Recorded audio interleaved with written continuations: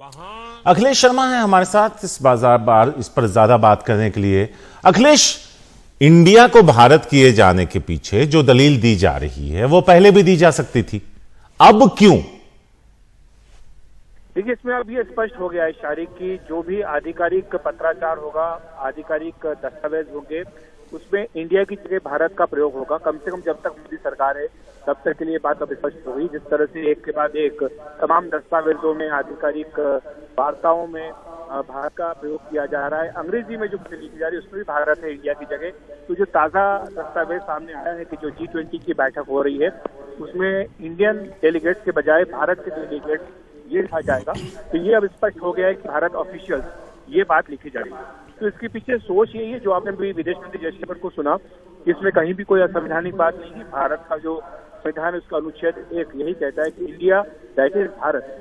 जहां आप इंडिया का प्रयोग करते हैं वहां पर आप भारत का प्रयोग भी कर सकते हैं। अभी तक होता ही आया था कि अंग्रेजी में जो बातचीत होती थी, दस्तावेज होते थे, उसमें इंडिया लिखा जाता था और जो हिंदी और क्षेत्रीय भाषाओं में होता था उसमें भारत होता था।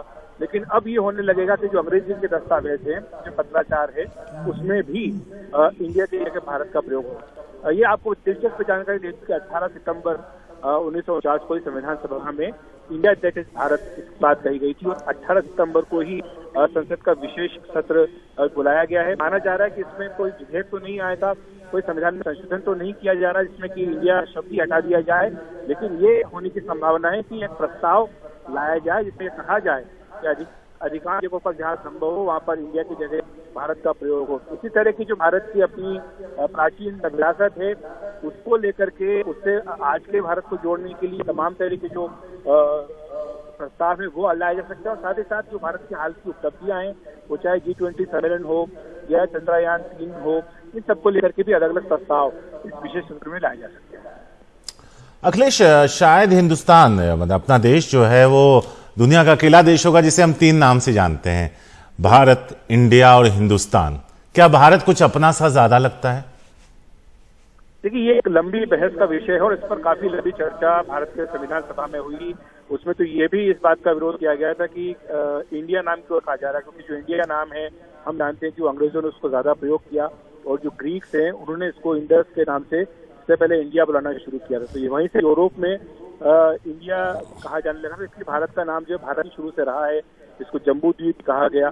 और हिंदुस्तान जो है वो जो मुगल आए थे वो उन्होंने हिंदुस्तान इसको कहना शुरू किया था। तो इस लिहाज से ये दलील दी जाती है, चाहे RSS हो चाहे BJP, कि जो भारत के अपने लोग जो यहाँ रहते थे उन्होंने भारत नाम दिया है और जो दूसरे हिंदुस्तान या इंडिया नाम है वो विदेशियों ने हमें दिया है। तो विदेशियों के दिए नाम को हम क्यों लेकर के चले, और भारत नाम जो हमारा अपने आप को हमें लेकर के चलना चाहिए। और जहाँ तक देश का नाम बदलने की बात है, अभी ऐसा कोई प्रस्ताव नहीं है, ऐसी कोई बात नहीं कही जा रही है, क्योंकि भारत अगर आप प्रयोग कर रहे हो तो आप देश का नाम नहीं बदल रहे, बिकॉज उसमें इंडिया दैट इज भारत हो तो संविधान में लिखा ही हुआ है। लेकिन ऐसा हुआ है शारिक की कई देश जिन्होंने अपने नाम भी बदले हैं। हमारा पड़ोसी है श्रीलंका, उसका नाम पहले सीलोन हुआ करता था। बर्मा होता था, उसको नाम अब बदल के म्यांमार कर दिया गया है। पर्शिया होता था, उसका नाम बदल कर ईरान कर दिया गया। तो तुर्की था, उसको तुर्की कर दिया गया। तो इस तरह से देश अपना नाम बदलते हैं अपनी पुरानी विरासत को जिंदा करने के लिए और नई पीढ़ी को ये बताने के लिए कि आज जहाँ पहुंचे हैं उसके पीछे कितने लोगों ने कितनी कठिन तपस्या की।